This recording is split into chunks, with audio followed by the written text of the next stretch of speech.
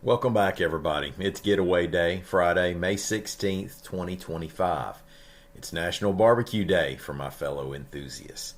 Now, a note for the sizable New Jersey audience: if anybody you know from the South tells you that they're throwing a pig picking and says, y'all come, you might not know what they're saying. It might even sound kind of terrifying to you, but make sure you go. Today, we have another Alabama news quiz, so stick around for that. First, we've reached the end of Arthur Bremer's sentence. We'll talk about why the Gulf of America bill didn't get final approval, and there are more police drones coming to our skies. I'm Mike Morgan, and we're down in Alabama.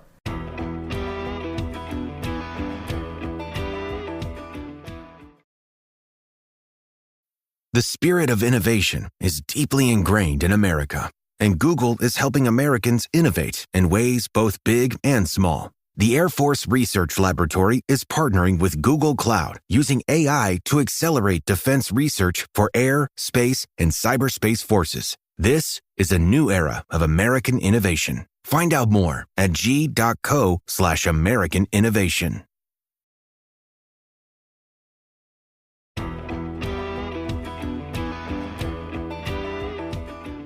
The man who shot George Wallace finished his sentence Thursday, reports AL.com's Patrick Darrington. Arthur Bremer finished paying his legal debt to society 53 years to the day after the shooting took place in Laurel, Maryland, as Wallace was campaigning for president. Bremer actually left prison in 2007 for good behavior, but has been subject to supervised release and regular meetings with parole and probation officers. Now, you know the story. Bremer at first planned to kill President Nixon, but felt that the former Alabama governor, who was running for president, would be a less secure target. As Wallace shook hands at a rally, Bremer shot Wallace 5 times, leaving him paralyzed from the waist down. 3 others were also struck during the shooting. Wallace later forgave Bremer for the attempted assassination. Bremer would serve 35 years behind bars until his release, then nearly 18 more in supervised release. He's now 74 years old. One measure that notably did not pass through the Alabama legislature this session was the one that would call for all future state documents and maps to refer to the Gulf as the Gulf of America, per one of President Trump's January executive orders. Now, the failure to pass the bill was not due to any lack of desire to please the president. Governor Kay Ivey has publicly referred to the body of water as Gulf of America, and other Republican lawmakers have voiced their support. AL.com's John Sharp reports that the reason for the measure stalling had to do with a bill that was working through the State House at the same time. The Star-Spangled Banner bill was a measure that would require K-12 schools to play the national anthem at least once a week. Senate President Pro Tem Garland Gudger said he wanted the Star-Spangled Banner bill to be on the floor of one house and the Gulf of America bill to hit the floor of the other house at about the same time for final approval on the final day of the session. See, that would keep balance in the Senate and House, Gudger said. It didn't work out that way. The Senate had already passed the Star-Spangled Banner bill, and the House had passed the Gulf of America bill. But on the final day of the session, the House never took up the Star-Spangled Banner bill. So the Gulf bill didn't come up in the Senate either. And so neither bill is on the way to the governor's desk. Democratic lawmakers were opposed to the Gulf bill, calling it a waste of time. I'm pretty sure that in the future, law enforcement will be mostly handled by satellites, the internet, and artificial intelligence. I haven't figured out how they're going to cuff us and take us downtown when we get out of line, but there'll be a way. In the meantime, small steps, and the use of drones is now on the cutting edge of crime fighting. Some Alabama police departments are already embracing the technology. This week, AL.com's Greg Garrison reports, the Birmingham City Council approved $1.5 million to buy 16 police drones and related equipment. The supplier is Skyfire AI of Huntsville.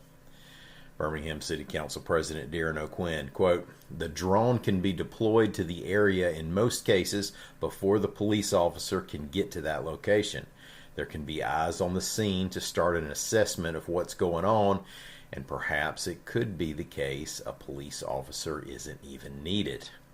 Just remember, folks, somebody is always watching. We're going to take a quick commercial break. When we come back, Ryan Reardon of Birmingham will take a shot at this week's Alabama News Quiz. Y'all stay with us.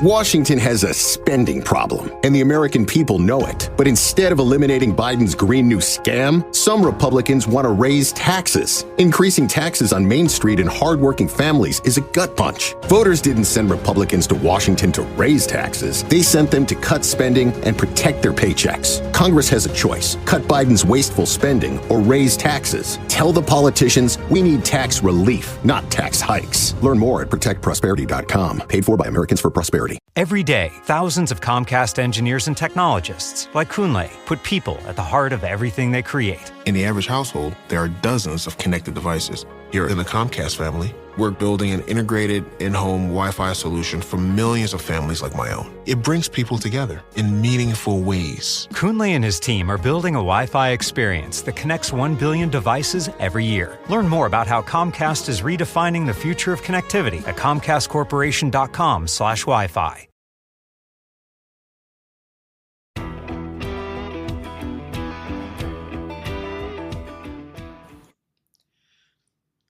Hey, thanks for staying with us, folks. We're going to do another Alabama news quiz, so get your number 2 pencils ready. Remember to shade in the circle completely. Don't look on anybody else's paper.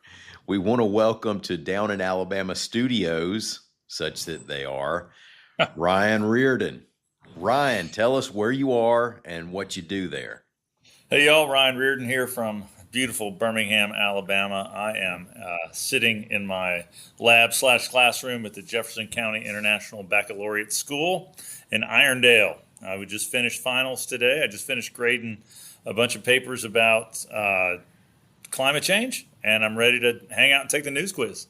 Yeah, turnabout's fair play, I guess. Yeah, that's right. That's right. Hopefully you'll grade me as generously as I graded my kids.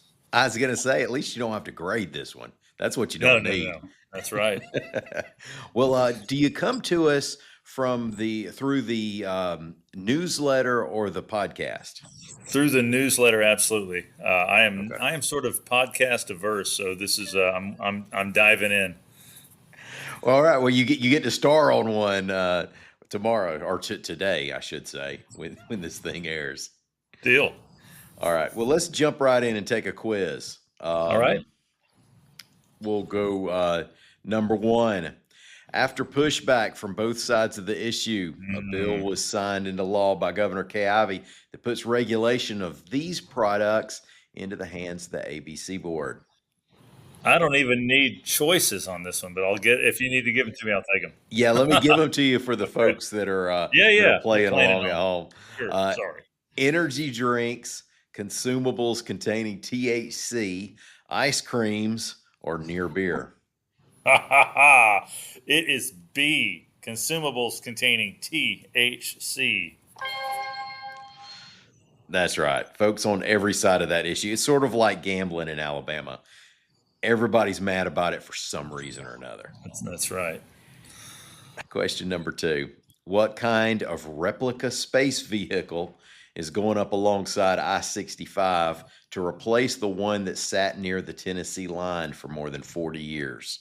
Is it the Saturn 1A rocket, the Saturn V rocket, the Space Shuttle, or the Millennium Falcon?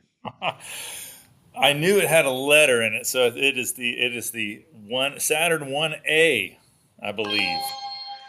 That's right. And that was the first tricky one. Yeah. Most people would probably guess Saturn V because it being the famous one that took astronauts to the moon. Yeah, and they built that sucker in Huntsville, right? The rocket itself? That's right. That's right. And the 1A is not as famous But it is still a big part of the program back then. But My question is was that replica donated by Qatar, or was it something that was homegrown? I think it's homegrown. Okay, good. We'll send out some feelers and ask about that. We're 2 for 2. Let's go to Deal. question number 3.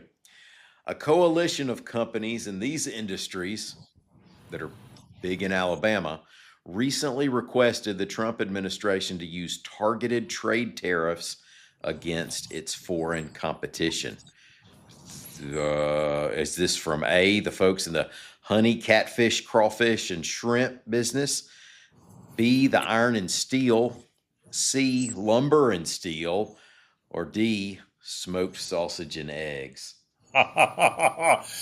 While it might make sense that this lobby was coming out of South Alabama and Connecticut County, I believe this is from our good friends in Hale County in Greensboro. The catfish mafia wants this targeted tariff against imported catfish, shrimp, and then whatever the third one was. I think everybody wants a little targeted tariff help. Yeah, I had no idea. I mean, as living in the catfish capital of the world, I didn't know we had to import our catfish. That's shocking. I don't know. I hear more from the shrimp folks about that. Was it crawfish? Like, we're actually importing crawfish. That's baffling to me. Crawfish is like such a Gulf Coast thing. I know. I had to check and see. Crawfish actually exist elsewhere, right? I thought that was ours. That's no kidding, man. I mean, that's something that they call them mud bugs because they're not of high value. It probably costs more. Can you imagine the energy required to bring crawfish from, say, Thailand or wherever the hell they're coming from? That's crazy. Right. Crazy. That's right. 3 for 3, man. I'm loving this. You're rolling. You're rolling. Question number 4. Recently, and you're in Birmingham, so no excuses here. Birmingham Mayor Randall Woodfin went on his personal Facebook page to remind people he does work outside his full-time mayoral job. Now, what is Woodfin's other gig?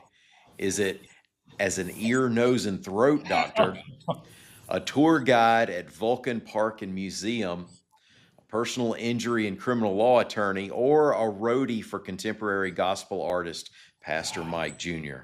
This is so good. Call me, Birmingham. Mayor Woodfin is looking to get in on the personal injury jam. Yes, he is an attorney, and he is for hire. That's right. That's right. Will he eat into Alexander Shannara's business? I'm not sure.